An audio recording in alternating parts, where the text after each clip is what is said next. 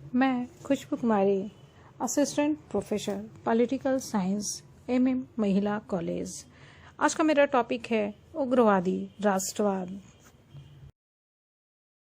उग्र राष्ट्रवादी आंदोलन का विकास। भारतीय राष्ट्रीय कांग्रेस अपने जीवन के प्रारंभिक वर्षों में जिन उदार राष्ट्रवादियों के प्रभाव में थी, उनका लक्ष्य भारतीय प्रशासनिक व्यवस्था में क्रमिक सुधार करना मात्र था और वे इस लक्ष्य की प्राप्ति हेतु संवैधानिक साधनों के प्रयोग में विश्वास रखते थे। ऐसा हम लोग इसे पिछले के वीडियो में पढ़ चुके हैं। लेकिन 1885 ईस्वी से 1905 ईस्वी के बीच के काल में भारत और विदेशों में कुछ ऐसी घटनाएं घटित हुई और कुछ ऐसी शक्तियां क्रियाशील हुई जिन्होंने भारतीय राष्ट्र की अपेक्षाकृत युवा वर्ग को पूर्ण स्वतंत्रता की मांग करने के लिए प्रेरित किया।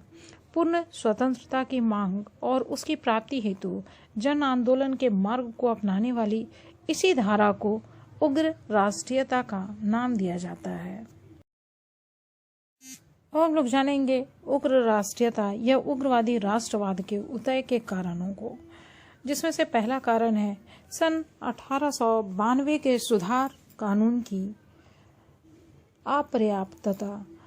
संवैधानिक सुधार की दिशा में राष्ट्रीय कांग्रेस के 7 वर्षों के प्रयत्नों का परिणाम 1892 ईस्वी का भारतीय परिषद अधिनियम था। लेकिन यह अधिनियम स्वयं में निहित कमियों और त्रुटियों के कारण राष्ट्रीय कांग्रेस या सामान्य भारतीयों को संतुष्ट नहीं कर सका था। अधिनियम में निर्वाचन की व्यवस्था को बहुत ही घुमा फिरा कर रखा गया था। गैर सरकारी सदस्यों की संख्या कम थी और परिषदों के कार्य तथा अधिकार बहुत सीमित थे। अधिनियम की इन त्रुटियों के कारण संवैधानिक पद्धति का आधार पर कुछ प्राप्त करने की आशा समाप्त हो गई थी और अब कांग्रेस के अंदर तथा बाहर एक ऐसे वर्ग का जन्म हुआ जो क्रमिक परिवर्तन के स्थान पर आधारभूत परिवर्तन और प्रार्थना के मार्ग के स्थान पर आंदोलन के मार्ग को अपनाने पर जोर देने लगा था। दूसरा कारण है धार्मिक पुनरुत्थान और सांस्कृतिक नव जागरण। कांग्रेस के प्रारंभिक नेता पाश्चात्य शिक्षा से प्रभावित थे और अपनी मानसिक पृष्ठभूमि के कारण ब्रिटिश शासन को भारत के हित में मानते थे। लेकिन कालांतर में धार्मिक पुनरुत्थान के परिणाम स्वरूप कांग्रेस में ही एक ऐसे वर्ग का निर्माण हुआ जो भारतीय धर्मभ्यता और संस्कृति के गौरव से परिचित था और जिसका विश्वास विदेशी शासन की समाप्ति में था। अरविंद घोष ने भी कहा था कि स्वाधीनता हमारा लक्ष्य है और हिंदुत्व ही हमारी यह आकांक्षा पूरी कर सकती है।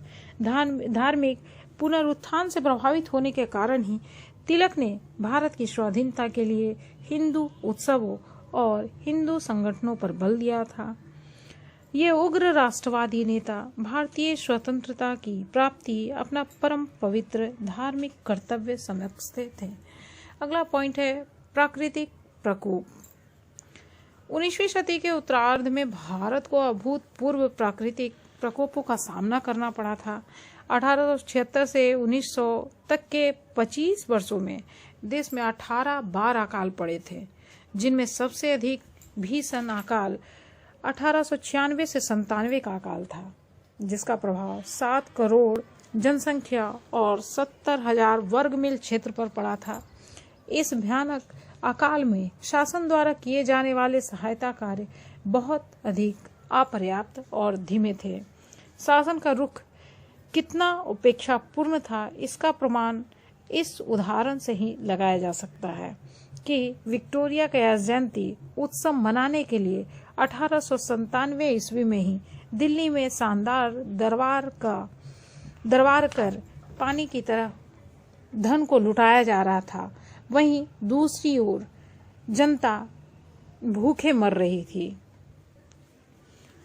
अकाल की यातना से अभी मुक्ति मिली भी नहीं थी कि बंबई प्रांत के दक्षिणी भाग में भयंकर प्लेग फैल गया। अकाल का सामना करने में सरकार ने जितनी निष्क्रियता दिखाई थी, प्लेग का सामना करने में उतनी ही अधिक अविवेकपूर्ण और निर्दयी सक्रियता अपनाई गई। प्लेग कमिश्नर रैंड और सेना के द्वारा बीमारी वाले मकानों को जबरदस्ती गिराने और बीमारों के बिस्तर और कपड़े जलाने, रसोई घर, पूजा घर और स्त्रियों के कमरों में घुस कर लोगों को घसीटने का मनमाना व्यवहार किया गया। राम गोपाल के कहते हैं कि सारा काम इस ढंग का था जैसे दुश्मन द्वारा जीते गए किन्हीं शहरों को फूंका जा रहा हो। इस तरह के व्यवहार को जनता सहन नहीं कर सकती थी और इन्हीं के परिणाम स्वरूप जनता में रोष इतना फैल गया कि रैंड और उनके एक साथी अरेस्ट को एक नवयुवक द्वारा गोली से उड़ा दिया गया था। जो अगला पॉइंट है आर्थिक असंतोष। लॉर्ड बेकन का यह कथन भारत के उग्र राष्ट्रवाद पर पूरे तौर पर लागू होता है कि आर्थिक दरिद्रता और आर्थिक असंतोष क्रांति को जन्म देता है। सरकार द्वारा निरंतर भारत विरोधी नीति अपनाई जाने लगी। शासन के द्वारा 1894 में विदेशी माल पर आयात कर समाप्त कर दिया गया और देशी सामान महंगा हो गया। विदेशी सामान सस्ते दामों पर बिकने लगे। सरकार की इस नीति के कारण ही स्वदेशी आंदोलन चलाया गया। इसके अतिरिक्त शिक्षण संस्थाओं में वृद्धि के साथ साथ शिक्षित भारतीयों की संख्या में भी तेजी से वृद्धि हो रही थी, लेकिन शासन द्वारा शिक्षित भारतीयों को उनकी योग्यता के अनुसार पद प्रदान नहीं किए जा रहे थे। इससे भी उनमें निराशा और तीव्र असंतोष की भावना उत्पन्न हुई। अगला पॉइंट है भारतीय कटुता और अंग्रेजों का अहंकार युक्त व्यवहार।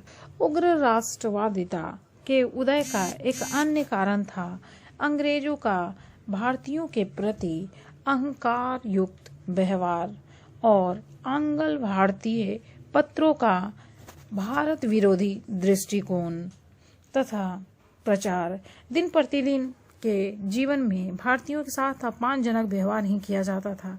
अनेक बार ब्रिटिश सैनिकों और अन्य व्यक्तियों ने भारतीयों के साथ घातक मारपीट की और कई बार आहत व्यक्ति मर भी गए, लेकिन अंग्रेज अधिकारी दंड से बच गए या उन्हें बिल्कुल साधारण सा दंड दिया गया। लॉर्ड रोनाल्ड अपनी पुस्तक में इस प्रकार के दो घटनाओं का वर्णन कर लिखते हैं कि इन अपराधों और हत्याओं में भी अधिक दुर्भाग्यपूर्ण बात यह थी कि आंग्ल भारतीय समाचार पत्रों द्वारा इस प्रकार के व्यवहारों को प्रोत्साहित ही किया जाता रहा। लाहौर प्रकाशित आंग्ल भारतीय दैनिक दी सिविल एंड मिलिट्री गजट तो भारतीयों को जी खोल कर गालियां देता था और पढ़े लिखे भारतीयों को बल बलाते BA वर्ण संकर, BA गुलाम, दास जाति और कलंकी जाति जैसे अपमानजनक शब्दों से संबोधित करता था।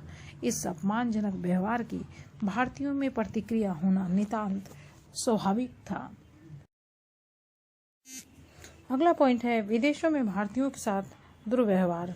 ब्रिटिश उपनिवेशों विशेषकर नेपाल और दक्षिण अफ्रीका में भारतीयों के साथ किया जाने वाला दुर्व्यवहार असंतोष का एक प्रमुख कारण बना। इस दुर्व्यवहार के कारण 1903 ईस्वी में दक्षिण अफ्रीका से लौटकर डॉक्टर BS मुंजे ने दुख पूर्वक कहा था कि हमारे शासक का इस बात पर विश्वास नहीं करते कि हम भी मनुष्य हैं।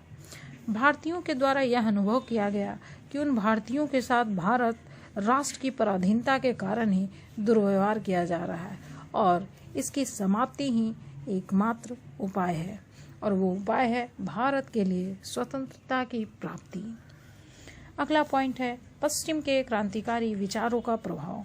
जब भारतीयों ने अंग्रेजी भाषा और पाश्चात्य शिक्षा पद्धति के माध्यम से मैजनी, वर्क, गैरिबाल्डी और वाशिंगटन के स्वतंत्रता के लिए प्रेरित करने वाला भाषण को पढ़ा, अमेरिका का स्वतंत्रता युद्ध, आयरलैंड का संघर्ष, इंग्लैंड की गौरवपूर्ण क्रांति का इतिहास पढ़ा, तो वो भी स्वतंत्रता की ओर बढ़े और उनके द्वारा उग्र राष्ट्रीयता का मार्ग अपना लिया गया। अगला पॉइंट है भारत के बाहर होने वाले विशेष परिवर्तन। 19वीं सदी तक पूर्व में यह धारणा प्रचलित थी कि पश्चिम के किसी संघर्ष में सफलता प्राप्त नहीं की जा सकती, लेकिन 1896 ईस्वी में अफ्रीका के एक छोटे से देश एबिसीनिया द्वारा यूरोप के विशाल देश इटली और 1904 से 5 में जापान के द्वारा रूस को पराजित कर दिया गया। यह संभव समझे जाने वाली घटनाएं थी और इन्होंने भारतीयों का यह विचार उत्पन्न किया कि ब्रिटेन के विरुद्ध स्वाधीनता के संग्राम में सफलता प्राप्त की जा सकती है। पर्सिया, चीन, टर्की और आयरलैंड में इसी काल में चल रहे स्वतंत्रता आंदोलन ने भी भारतीयों को अधिक प्रोत्साहित किया था। अगला पॉइंट है लाल, बाल और पाल का नेतृत्व। उग्र राष्ट्रीयता के उदय में लाला लाजपत राय, बाल गंगाधर तिलक और बिपिन चंद्र पाल का नेतृत्व एक अत्यंत महत्वपूर्ण कारण रहा। ये नेता अटूट देशभक्त और ब्रिटिश शासन के कट्टर शत्रु थे। तिलक कहा करते थे, स्वतंत्रता मेरा जन्मसिद्ध अधिकार है और मैं इसे लेकर रहूंगा। हमारा उद्देश्य आत्मविश्वास है, भिक्षावृत्ति नहीं। लाला लाजपत राय ने भी अपनी सशक्त वाणी में कहा था कि अंग्रेज भिखारी से अधिक घृणा करते हैं और मैं सोचता हूं कि भिखारी घृणा के पात्र है भी। अतः हमारा यह कर्तव्य है कि हम सिद्ध कर दें कि हम भिखारी नहीं हैं। इन नेताओं ने भिक्षावृत्ति के मार्ग को त्याग कर आंदोलन का जो मार्ग अपनाया और महाराष्ट्र, पंजाब, बंगाल तथा अन्य क्षेत्रों में जागृति की अपूर्ण लहर उत्पन्न कर दी। अगला पॉइंट है लॉर्ड कर्जन का प्रतिक्रियावादी शासन। भारत में उग्रवाद के उदय के लिए यदि कोई एक कारण सबसे अधिक महत्वपूर्ण रूप से उत्तरदायी कहा जा सकता है तो वह है लॉर्ड कर्जन का प्रतिक्रियावादी शासन। लॉर्ड कर्जन ने 1891 में कलकत्ता कॉरपोरेशन अधिनियम पास कर कॉरपोरेशन में भारतीयों की संख्या घटाकर आधी कर दी। इसी प्रकार 1904 में भारतीय विश्वविद्यालय अधिनियम पास कर विश्वविद्यालय की सीनेट और सिंडिकेट में भारतीयों का प्रतिनिधित्व कम कर दिया गया। लॉर्ड कर्जन विजयों और शान शौकत में विश्वास करते थे, इसलिए उन्होंने निर्धन जनता पर ज्यादा से ज्यादा कर लगाया और इस धनराशि को सेना पर व्यय किया गया तथा सप्तम एडवर्ड को भारत का सम्राट घोषित करने के लिए जनवरी 1903 में दिल्ली में विराट दरबार लगाया गया। 1904 के प्रशासकीय गुप्तता अधिनियम के द्वारा उन्होंने समाचार पत्रों की स्वतंत्रता को और सीमित कर दिया। इसके अतिरिक्त लॉर्ड कर्जन का भारत और भारतीयों के प्रति दुर्व्यवहार बहुत अधिक अपमानजनक होता जा रहा था। एक अवसर पर भारतीयों की योग्यता में अविश्वास व्यक्त करते हुए उन्होंने कहा है कि भारतीय लोग शासन का उत्तरदायित्व संभालने के सर्वथा अयोग्य हैं। लॉर्ड कर्जन द्वारा व्यक्त किए गए इस अपमानजनक शब्दों का विरोध करने के लिए एनी बेसेंट केस ने भी कहा था कि सारा भारत राष्ट्र एक व्यक्ति के रूप में उठ खड़ा हुआ है।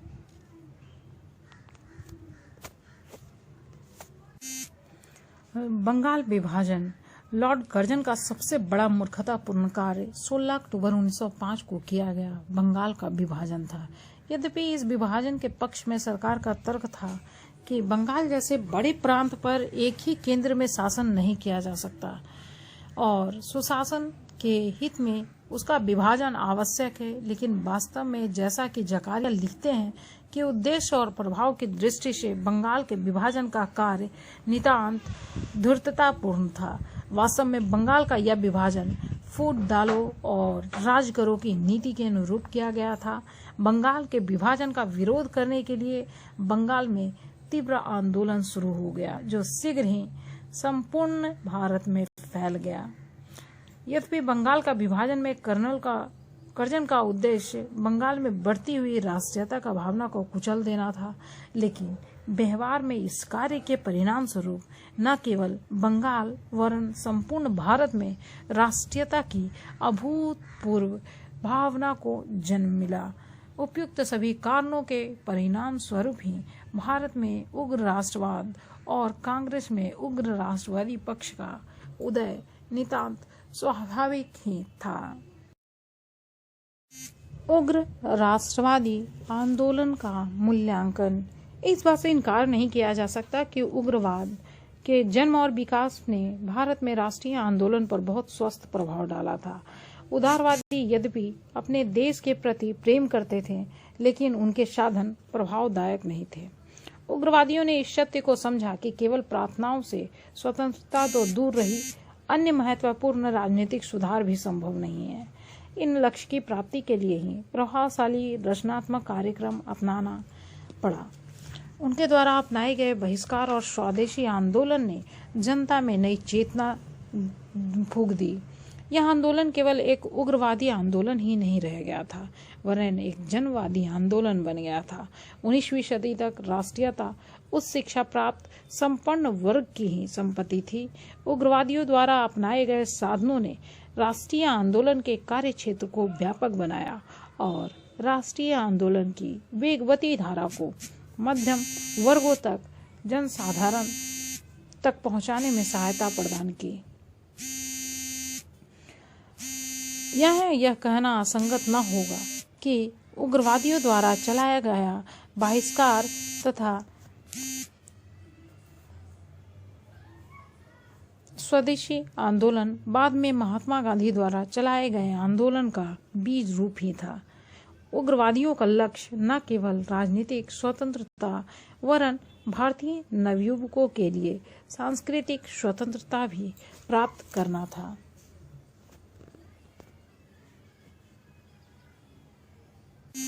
किसी भी पराधीन देश द्वारा अपनी राजनीतिक लक्ष्यों की प्राप्ति उसी समय की जा सकती है जबकि राष्ट्रीय आंदोलन का नेतृत्व करने वाला वर्ग स्वयं त्याग करने का इच्छुक हो। अधिकांश उदारवादी नेताओं में इस तरह के त्याग की भावना का अभाव था, लेकिन उग्रवादी नेता प्रत्येक कष्ट और त्याग के लिए तत्पर रहे। बाल गंगाधर तिलक, लाला लाजपत राय और बिपिन चंद्र पाल वास्तविक अर्थों में लोकनायक थे।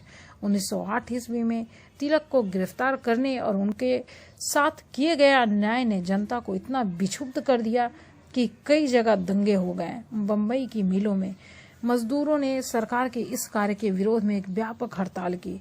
लेनिन ने इस हड़ताल को भारत के श्रमिक वर्ग की पहली राजनीतिक कार्रवाई बताया था। इस प्रकार उग्रवादियों ने अब तक के वैधानिक आंदोलनों को वास्तविक राष्ट्रीय आंदोलन और जन आंदोलन की दिशा प्रदान की।